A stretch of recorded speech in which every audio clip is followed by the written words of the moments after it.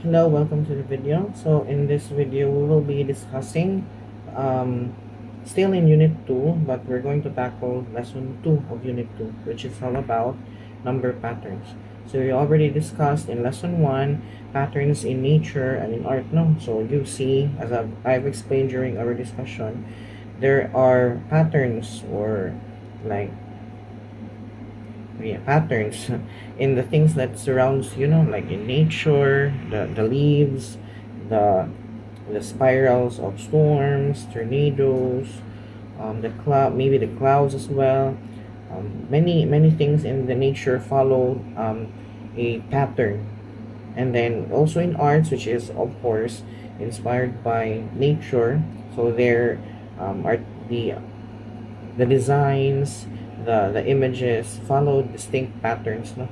Okay, so of course not only is patterns applicable to arts and maybe in nature, no, we can also apply the predictability of patterns in numbers. Okay, so that's what we're going to talk about in lesson 2.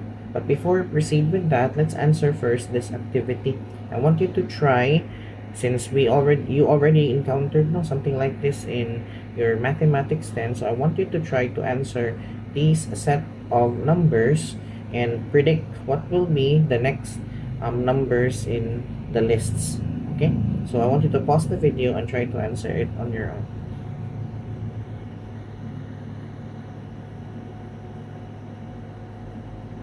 Okay, so hopefully you did try, no? So we can gauge, or you can gauge yourself, you can self-reflect if you still remember yun sa pag-solve sa una ang mga patterns, no? Mga topic ninyo sa mathematics 10. But anyways, if I'm going to answer these list, kani mga numbers nga missing sa ato ang list, then for number 1, if you notice sa ato ang pagitan sa kada numbers nato sa kaning listahan, we're just adding 1 from the previous to get the next term. Okay, so nag-add lang tag 1, so 1 plus 1 equals 2, then 2 plus 1 equals 3. So therefore, kung the same lang yan po siya pattern after asa 3, then 3 plus 1 is 4, and then plus 1 again, that's 5, then plus 1 again, that is 6. So these are the complete set of numbers sa ato ang number 1. Okay, so they follow a distinct pattern, which is to add number 1 sa kada term. Okay, now let's proceed to number 2. If you notice a number 2, it's actually mura siya ga-square lang, no? Ga-square, but unsa yan ga-square? Ang kada position sa ato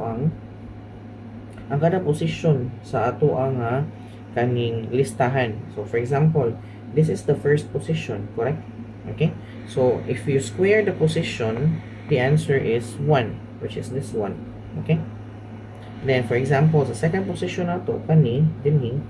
Okay, so if you square the position, that's going to be 4. So mo ni siya.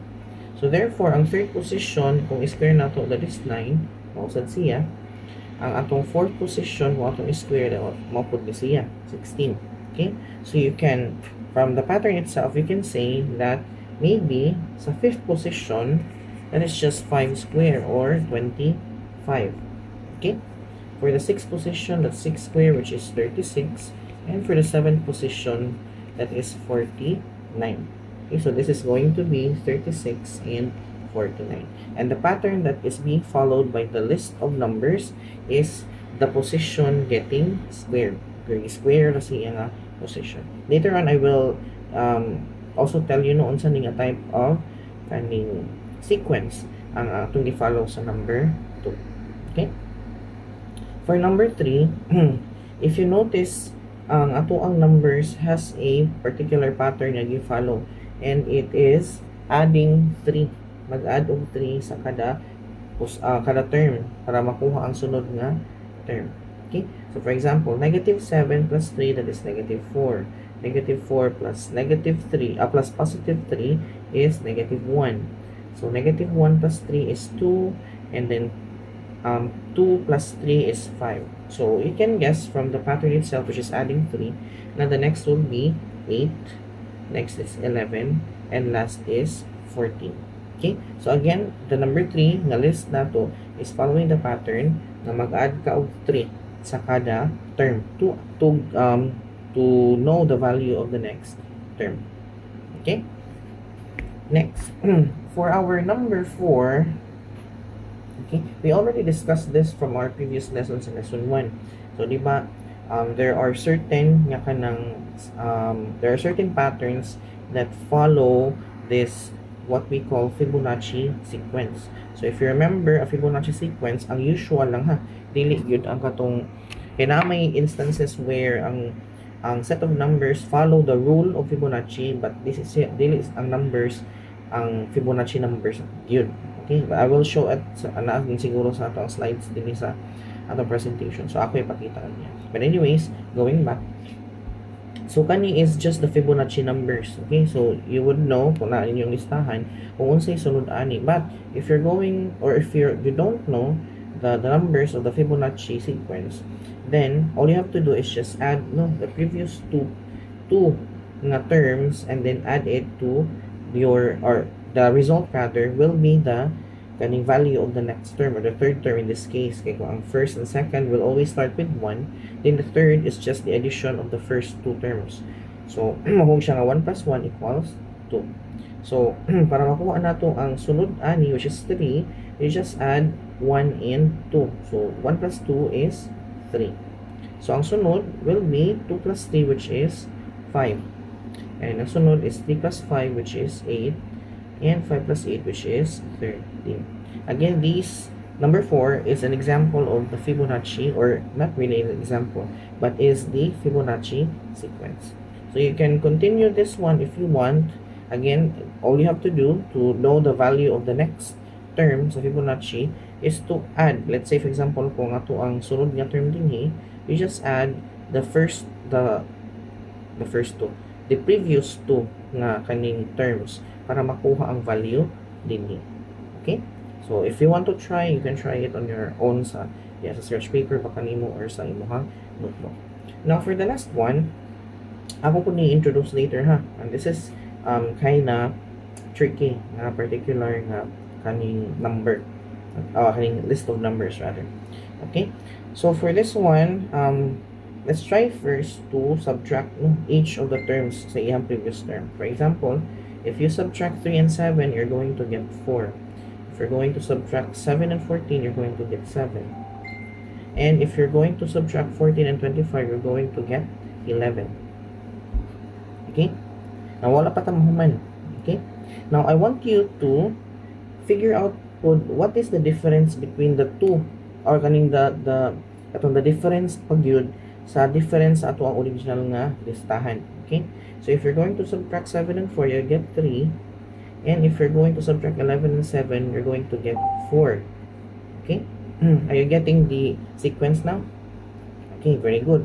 Now, kung ato ni continue on diri, that means na dapat ma-figure out pod nato sa kung unsa ang difference supposed to be dinhi dapita kung unsa pod ang number dinhi dapita. So I noticed that we started with 3 and then nasugdan pod siya og 4. So therefore this could be number 5. Okay, this could be number 5. Now how do we get the number here kanina dapita? So pareha sa gibuhat dinhi, 7 plus 4 is 11. So atong pud i-add si 11 sa 5. So 11 plus 5 is going to be 16. And 16 mo'y atong i-add sa ato ang number dinhi. And it's going to be, let's just say wala nang tabi na kay mutaas ang ato ang explanation. And it's going to be 25 plus 16, that is 41. Okay? Therefore, this particular kaning pattern, kaning siya tibuok dinhi is, not really pattern. This particular nga kaning gibuhat nato sa ubos is the pattern of number 5. Mo na siya ang pattern. So ang iyang double siya nga pattern is ang imo yung difference lang sa imuhang katong difference una mag-difference na og 1. So nara siya, or baga plus 1 na siya. Plus 1 and then plus 1 na po sa sunod. And that is going to be the pattern for number 5. So if libog siya, again, it's layering ni siya, no? Na siya tawag actually ang kaning particular nga kaning sequence, or atong mailhan niya usay sequence. So na siya particular nga tawag. But again, naing ani nga mga scenarios, no, when it comes to patterns. So imo siyang i-layer ang pag-know sa difference. In this case, difference lang sa kay kung ratio gani ni mas molisod pag yun. So kana lang sang easy. Okay, so hopefully you kaning murag naigmat ang inyong huna-huna sa inyong na-learn na from grade 10. I know ang number 5 siguro is not something that you've learned, I don't know, maybe sa inyong grade 10, but at least for now you are introduced to it, so you can maybe in the future if you encounter something like this, kaybaw na mo nga maybe no ingani sad sa nga technique ang imong gamiton para mahibaw-an ako ang sunod nga value sa ato or term sa ako ang listahan sa numbers. Okay, so hopefully that is nakuha na. Okay, so now if you notice no sa ato ang examples, we are trying to fill out the list of numbers, and those particular list of numbers is what we call the sequence. So that's what we're going to talk about in the first few slides of our presentation. Okay, but before we discuss about those definitions or about patterns and about number patterns and so on and so forth, let's first learn what are the different learning competencies that you will learn from this particular discussion. So number 1, you will be able to describe patterns by inspection, including patterns in art and nature. So actually that's what we already learned from lesson 1, and siguro it will be reinforced or maybe added more details sa ato ang lessons 2 and 3. And then for the second learning competencies, determine the next term of a given pattern, including the Fibonacci sequence. So we're going to predict for a while. Hello? Afternoon. Sige, thank you. Sige. Thank you.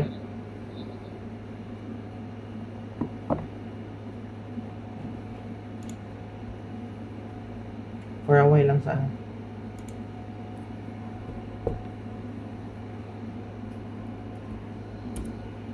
Sige, let's continue. So your learning targets in a particular lesson will be these kaning tulo ka bullets ka na sa inyong screen. Okay, you should be able to do the following at the end of the lesson. Recognize and describe number patterns by observing regularities in a sequence. So we will have different kaning list of numbers, no, or we call it sequences. And then you will try to distinguish unsa man kahay particular nga rule, unsay particular nga pattern, or kung unsa man siya klase sequence ang ganang inyong gitan-aw nga particular list of numbers. Okay, so you will learn about that in this lesson, or relearn rather, kay na naman sa inyong grade 10. And then the second bullet is extend a given number pattern and predict the next terms using logical reasoning, including the Fibonacci sequence. So we're going to kaning fill out no the next patterns, the next series of numbers. Ito ang list of numbers given nga nakailan na ta sa unsay iyahang pattern, and then maybe also includes Fibonacci, includes in Fibonacci sequence. So at least we can, not really at least, we will be able to fill out those next terms or maybe missing terms in a particular list of numbers. And number 3, justify the rule behind a number pattern by explaining your observations using clear and accurate verbal descriptions. So for example, I want you to explain maybe in a different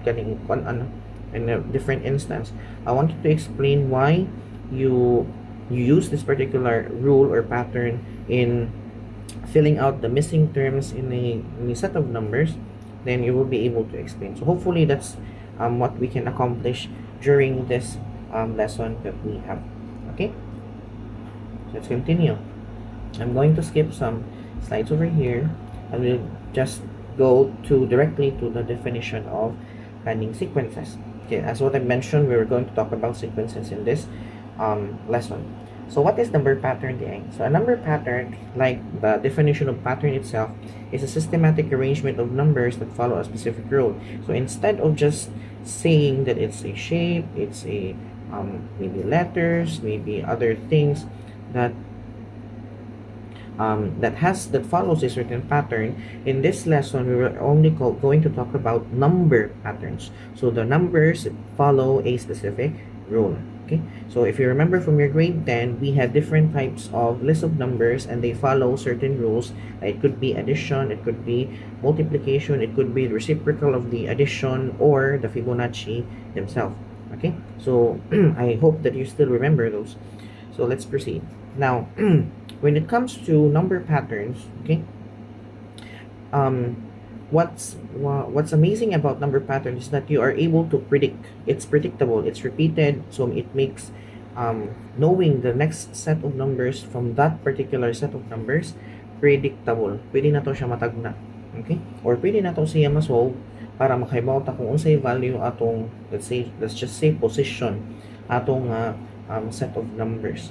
Okay, so you can predict, we will be able to know unsa man kay value ana no kaning sa kana nga position sa ato ang list of numbers. For a while nara ko ito bagon.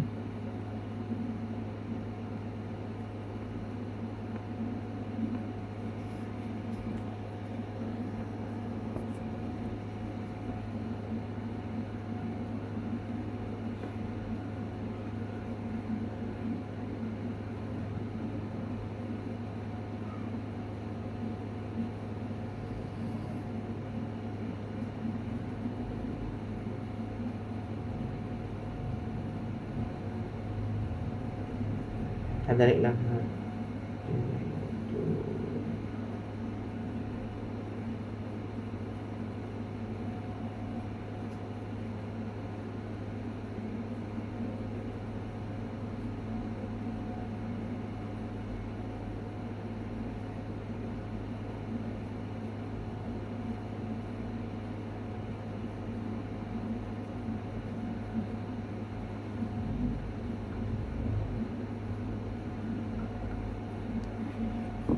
Okay, let's continue. But of course, and with ano kaning sometimes not only are numbers ang ma-involved no, it could be nga na kay shapes makit-an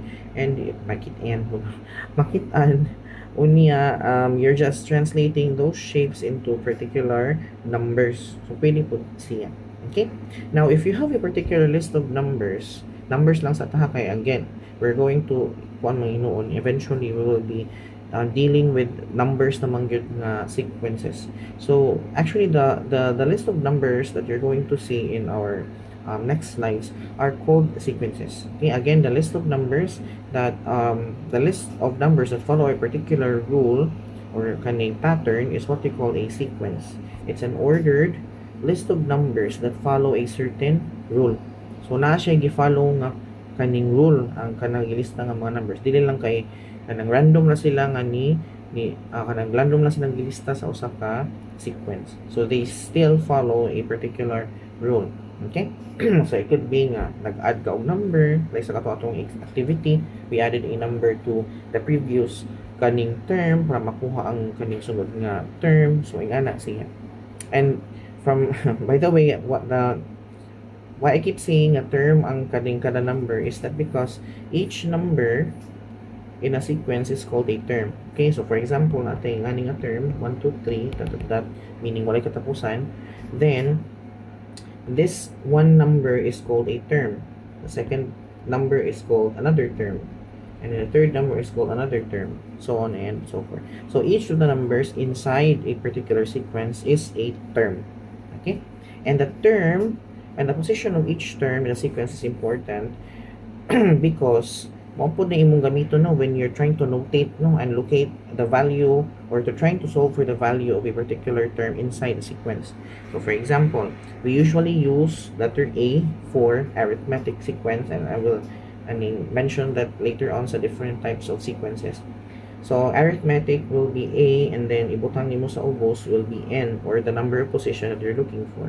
Okay, so for example, I'm looking for the position number 75, and it's going to be a 75. So sa ubos permi ang position sa ako ang term. So 75 indicates the position of the term. Okay? And the A just stands for the value of that particular position. Okay? So hopefully we got that idea. So let's proceed. So for example, in the sequence 2, 4, 6, 8, 10, the first term is 2. Okay? So ang atong start nga position will always be the first term. Okay? This will be our first term. First term.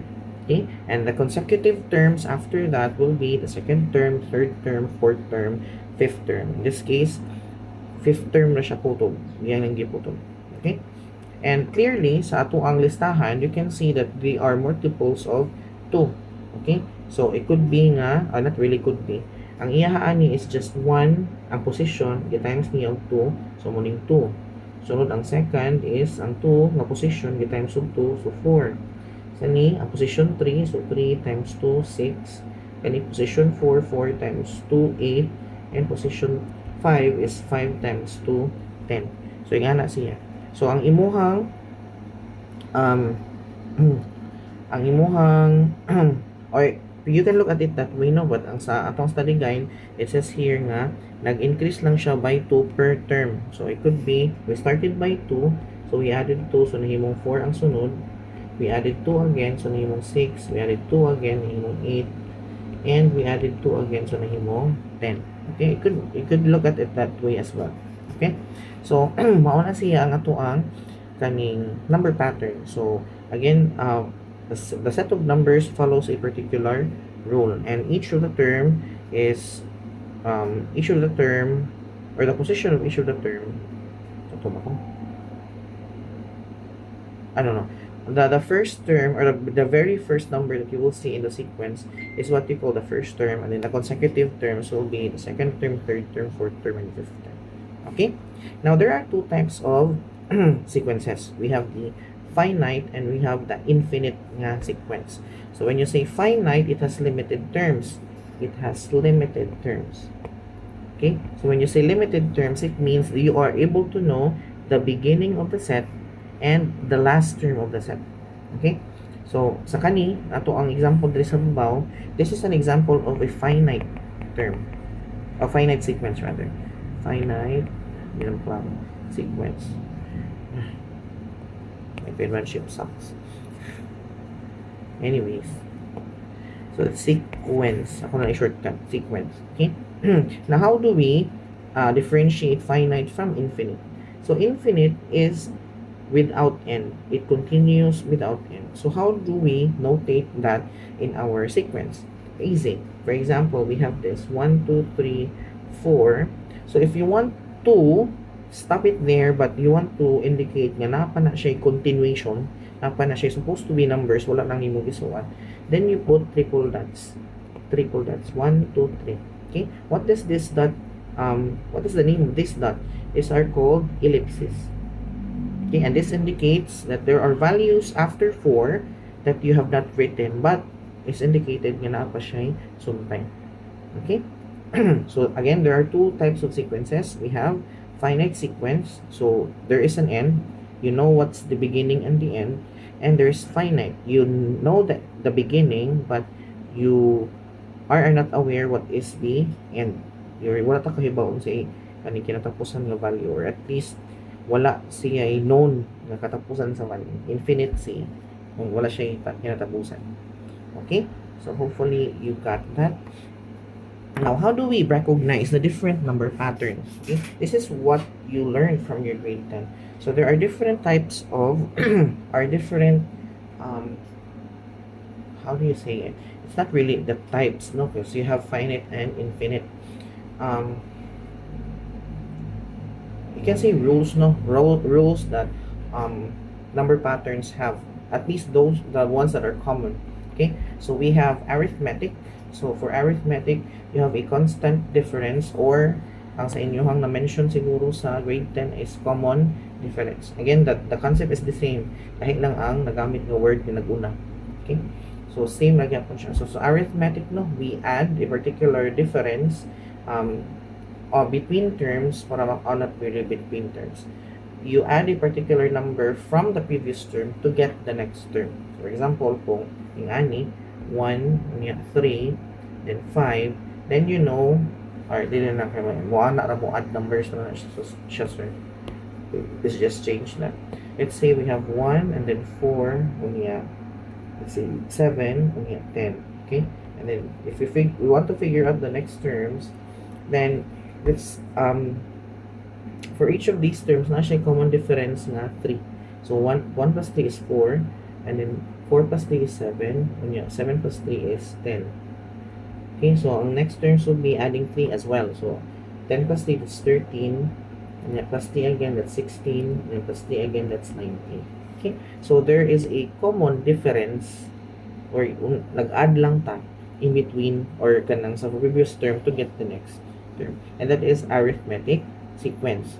Now for geometric, mo na siyang na ay common ratio, mani constant ratio or common ratio. So for example, in ani, we have 1, and then we have 4, and then we have 16, and then we have 64, and then so on and so forth. Ibutang tanan din ako sumpayan. Okay?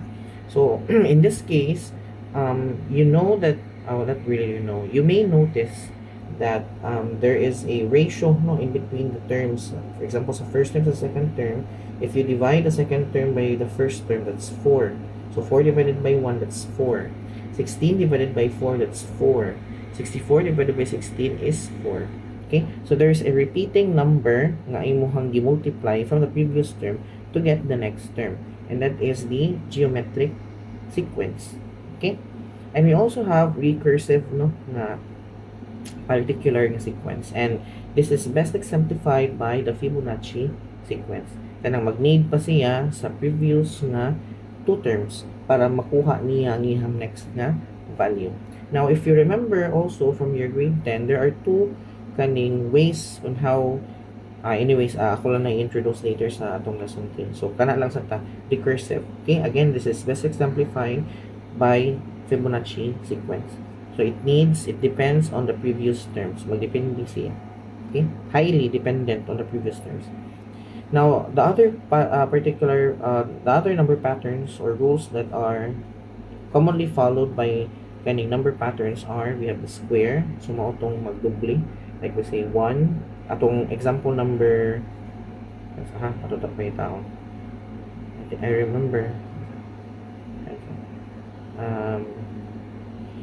this one over here, number 2, so that's 1, 4, 9, 16, 25, 36, 49. This is an example of the square sequence.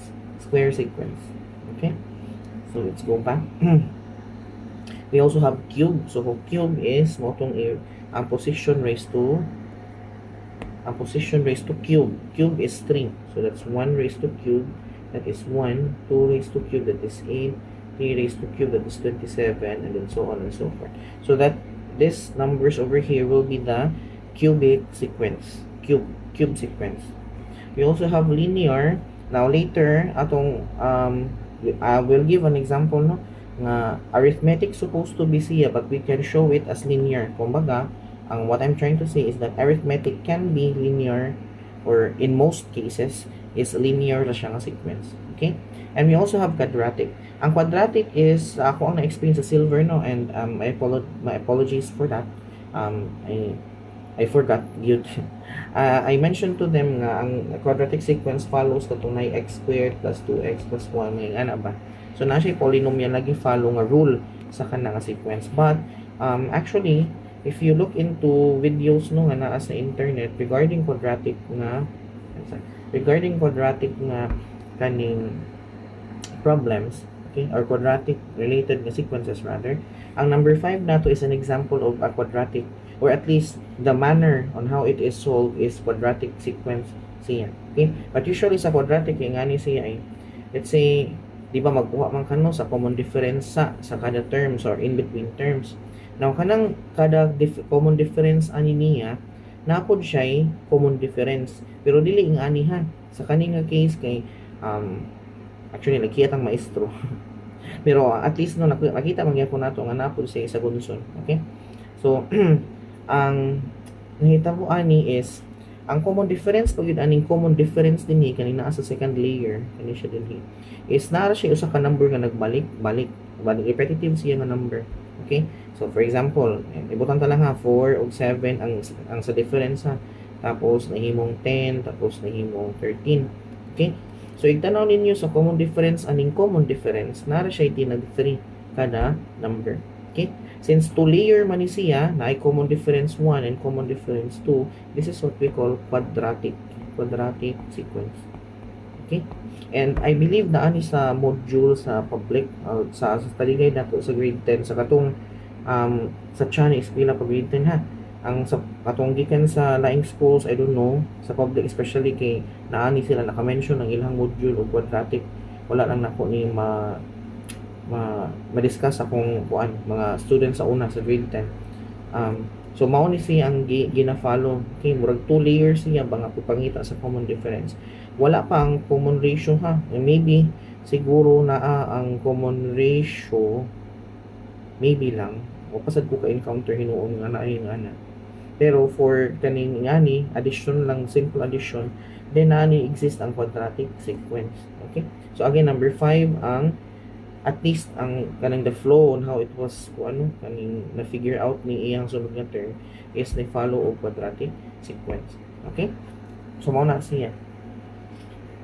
So again, the purpose of number pattern is predictability. Naa siya logical structure, naa siya logical kaning progression, linear, not really linear. Na siya ang logical na progression nga pwede nimo muhatag og clue kung sa pagtagna ang sunod nga mga term sa usa ka list of numbers.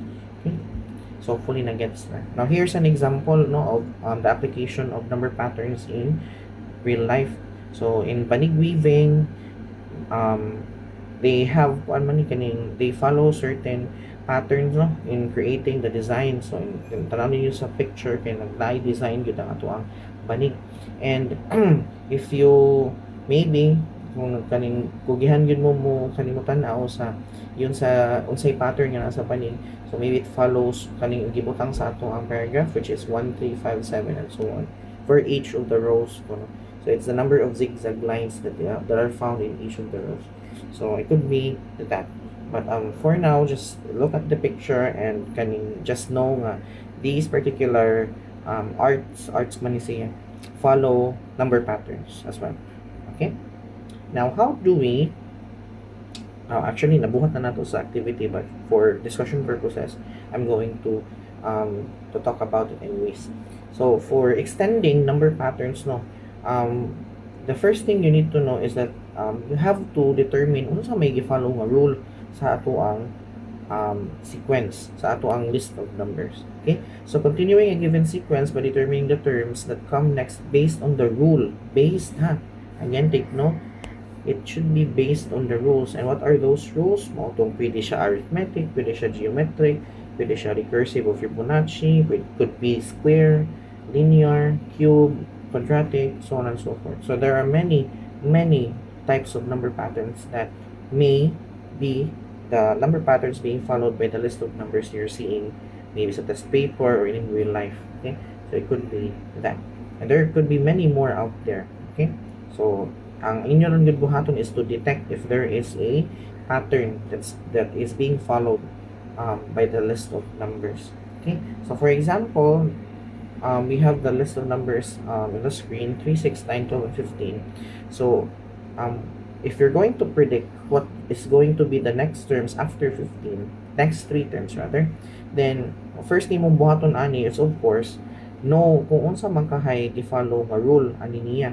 So consistently sa gikan sa first term nato nga 3 and then until sa number 15, we're adding 3 from the previous term to get the next term. So for example, 3 plus 3 is 6. Akong ibutang is what? So 3 plus 3, that is 6. So 6 plus 3, that's 9. 9 plus 3 equals 12, and then 12 plus 3, that is 15. Okay, so you would know nga maybe if I want to know the next set of numbers after 15, then I'll just add 3 from the previous term. Or kung ganahan pud ka nga by position ka magtanaw, then it could be multiplying 3 sa kada position sa ako ang term. For example, kung kani, if I add 15 of 3, that's going to be 18. Or it could go this way. Since that's the 6th position, then I'll multiply it by 3 to get 18. Same gihapon. But na-timing lang siya because we're starting with 3. But if lahi pa na siya nga number and then the difference is still 3, then the answer could be different. Okay? So you could look at it as arithmetic sequence. If ganahan lang yun ka nga, dili ka maglabad sa ulo. Okay? Now, to get the next number after 18, you just add 3, which is 21. And then we need another 3 for the last term, which is 24. And that is what you're seeing here sa ato ang screen. So it's 18, 21, and 24. So we're adding 3 from the previous term. Okay? So hopefully na-gets ninyo. Next, another example. So if we write a sequence that shows the number of dots in each figure, explain how you can determine the next number of dots without drawing. After that, draw the next figure to check if your answer is correct. Okay, so I will use my annotate tool. So, ang atong nabuhaton is to create the list of numbers based on the image that you're seeing on the screen. So, for example, sa ato ang first nga list, kaning image din we have how many dots? We have 1, 2, 3, 4, 5. So, we have 5. And then for the next set of dots, we have 1, 2, 3, 4, 5, 6, 7, 8. So, we have 8. And for the next set of dots, we have 1, 2, 3, 4, 5, 6, 7, 8, 9, 10, 11. So, we have 11. And for the last set of dots, we have 1, 2, 3, 4, 5, 6, 7, 8, 9, 10, 11, 12, 13, 14. We have 14. Okay? So what we're going to figure out is what will be the next number of dots. So what could this be? Number of dots behind. Okay? So una buhaton, let's figure out kung sa rule na i-follow ani. It could be arithmetic, geometric, and the others. Okay? So notice that 8 and 5 has a common difference of 3. Okay? Adan rin mo og 3 ang 5, makuha ni mo si 8. So let's try if that is the case for the next term. So if I add 3 sa ako ang 8, that's 11, sakto. If I add 3 sa ako ang 11, that's going to be 14, sakto. Therefore, from that pattern, that kaning sequencing, then if I add 3 to 14, I'll get 17 following the pattern na ako ang na-observe from the previous 4 terms. Okay?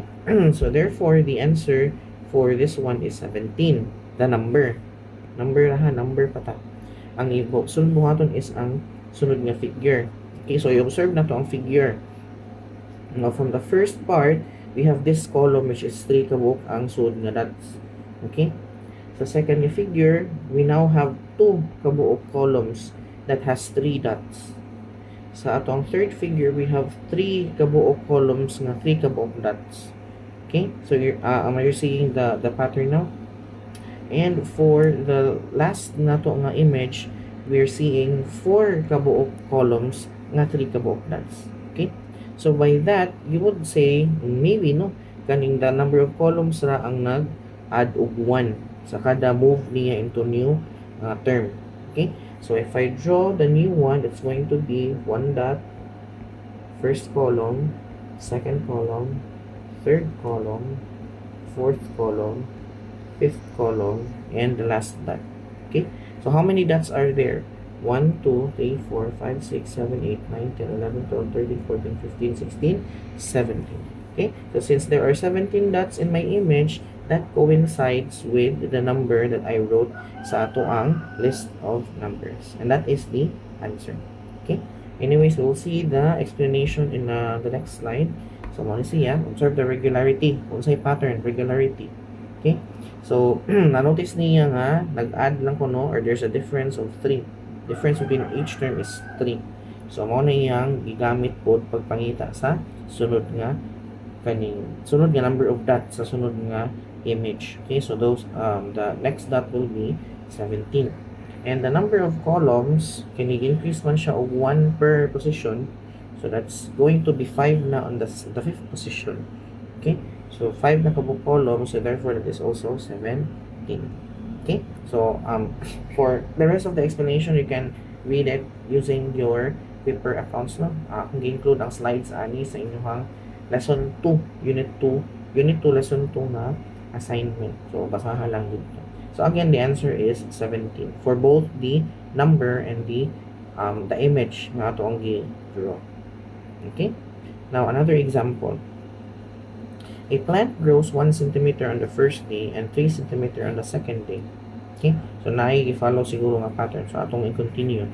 Its growth continues based on different environmental conditions. Using 3 different rules, predict how tall the plant will be over the next 4 days. Write the full pattern and explain your reasoning. Okay? So ato lang ipadayon ang ato ang slides para atong matanaw kung sa explanation ani. Okay, now ang iyang gi-follow siguro ani kay if you notice a problem, it says here nga ang iyang first nga height, which is our first term sa itong listahan, that's going to be 1 centimeter on the first day. And on the second day, nag 3 centimeter kung siya. So, probably you could think, maybe, no, tag 2 ka centimeter ang pagitan kada adlaw. So, maybe on the third day, that's going to be 5 centimeter. For the fourth day, that's going to be 7 centimeter, and so on and so forth. So, tinagduha ra ka centimeter per day. Okay? So, mo na yung gi-follow din here. So, there's an increase of height by 2 centimeter each day to get the predicted height for the next 4 days. So, ma-predict na niya ang susunod nga mga days sa plan, sa pagtubo sa plan. So, for example, on the day after sa katong third 3 centimeter, so nakatubo nag 5, so that's the day 1 sa 4 days nga imong gipangita. Okay? The sunod is 7, so sa day 2 sa 4 days nga imong gipangita. The sunod is 9, and sunod is 11. Okay? And that is the portion over here. Kani. Kaya mag-predict ang next 4 days from the 3 centimeter nga height. Okay? So, mao na ang iyang reasoning behind sa kaning 354. Kinamay increase of 2 centimeter per day. Okay? So, hopefully, na-gets. Kasi yun naman siya actually. Now, determine the second growth pattern. So, it could be different na po, no? It could be nga, it could be na follow po siya og Fibonacci sequence. Okay, duha naman kabuok siya. It's not enough nga information nga makasulti ka nga it follows arithmetic sequence. Maybe 3 kabuok terms and you would probably be able to determine if Fibonacci siya, arithmetic siya, whatever. Okay? So ang kaning it could be nag-follow po siya Fibonacci sequence ang pagtubo. So di ba kung Fibonacci, again sa akong giingon pa, dili necessary nga ang numbers magsugod og 1 1 if ang rule na sa Fibonacci ang i-follow. Okay? It could be pwede po magsugod og any numbers and then ang ihang rule lang sa Fibonacci like adding the first 2 terms mo i-follow sa ato ang sequence. So in this case, for example, ang gibuhat niya is after the 3 centimeter, it could be nga ang sunod nga tubo sa ihang tanom on the first day sa 4 days is 4. Okay, 1 plus 3 is 4. So, para makuha nato ang sunod nga sa second day sa 4 days, that's 3 plus 4 equal to 7. Now, para makuha nato ang sunod pagid nga day, sa third day sa iyang 4 days, that's 4 plus 7 equals 11. And sa sunod pagid nga day, after sa katong third day, which is the last day sa atong 4 days, that's going to be 7 plus 11 or 18. Okay? So, it could be that way as well. So, ang reasoning again is it could be the sequence is following Fibonacci or recursive sequence. Okay? So, it could be like that. Okay? We're given very limited information about the scenario. So, pwede po mutubo ang tanom in that particular way. Okay? So, let's see the next. It could also grow this way, no? For example, mag times 2 siya sa kada o sa previous niya nga times 2. Yeah, times 2 from the last nga time na nitubo siya. For example, kani. Okay?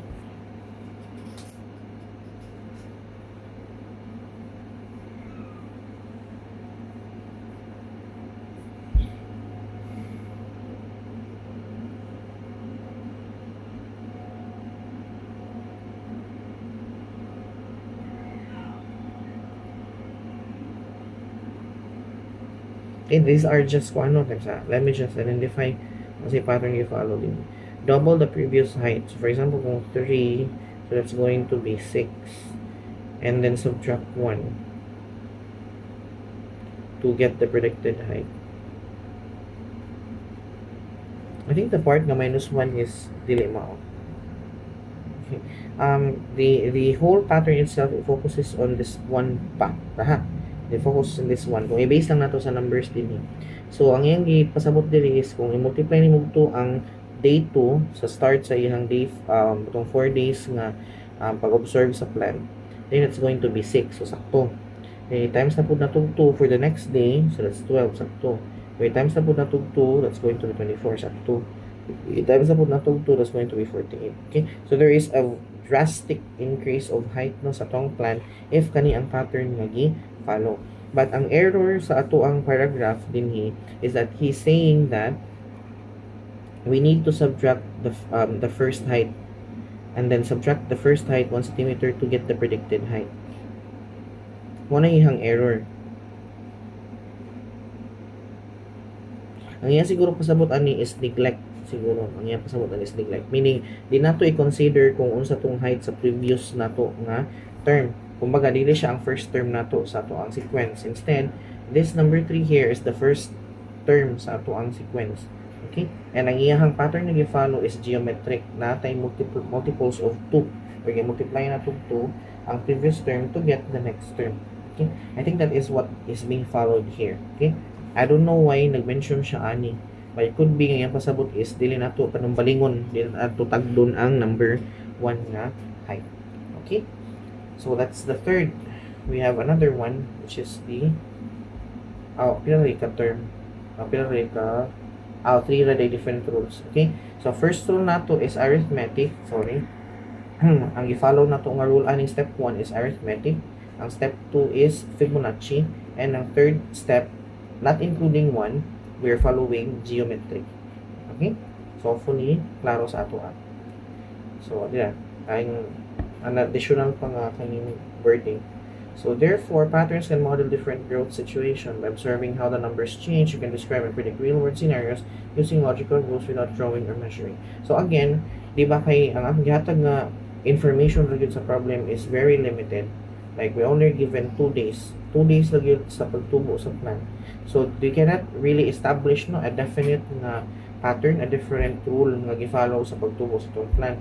So, that is why we were told in the problem to create 3 different rules, or at least predict the growth of the plant in 3 different ways. Ito na arithmetic, na Fibonacci, ug na geometric. Okay?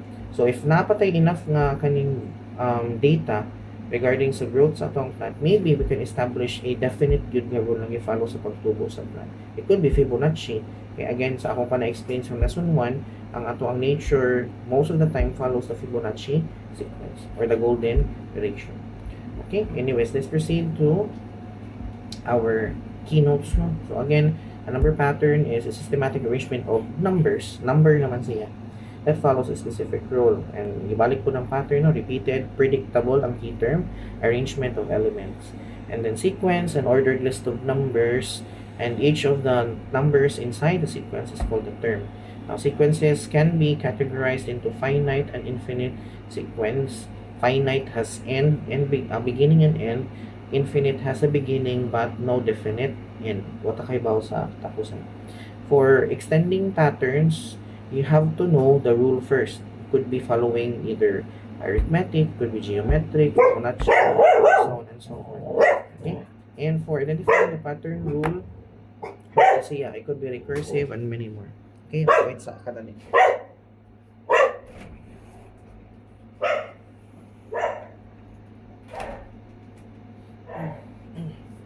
So that is it for the video, no? So I know this is a very long video kay nadugay tungod sa mga tawag-tawag ning kamot. So if you have any question regarding the topic, I know this is very easy because you've already encountered this in your Math 10. So maybe just clarification lang if naamay mga libog ato sa una, or maybe sa akong discussion karon namin nalibgan, then feel free to send me a message so I can clarify it. Natagaan ta mo additional explanation sa kaning mga dalibgan siguro ninyo, or maybe you want kuan kaning more examples nga pwede nato siguro pangitaan ko. Pwede pangitaan ako. Okay, so that is it for the video. Thank you very much for listening, and I'll see you on the next video or sa ato ang discussion face to face this week. Goodbye.